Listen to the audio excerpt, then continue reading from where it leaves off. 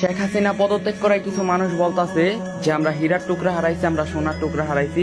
Even অনেকে post করতেছে যে বাঙালি এক সময় বুঝবে উনি আমাদের জন্য কি করে নাই, উনি আমাদের কত উন্নয়ন করছে।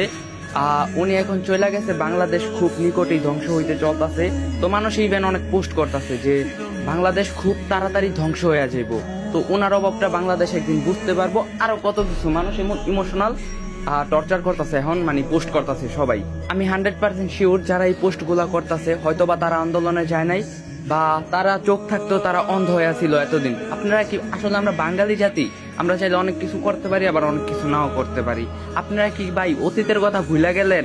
সাইদি হুজুরকে জেলে ঢুকাইছিল, মামুনুল হকের মতো একজন হুজুরকে বিনা অপরাধে জেলে ঢুকাইছিল, মিজানুর রহমান আজহারিরে বাংলাদেশে আসাই নিষেধ করে দিছিল, আরো কত মায়ের বুক খালি করলো, এত জুলুম করলো। এগুলা কি আপনারা ভুলে যাইতেছেন?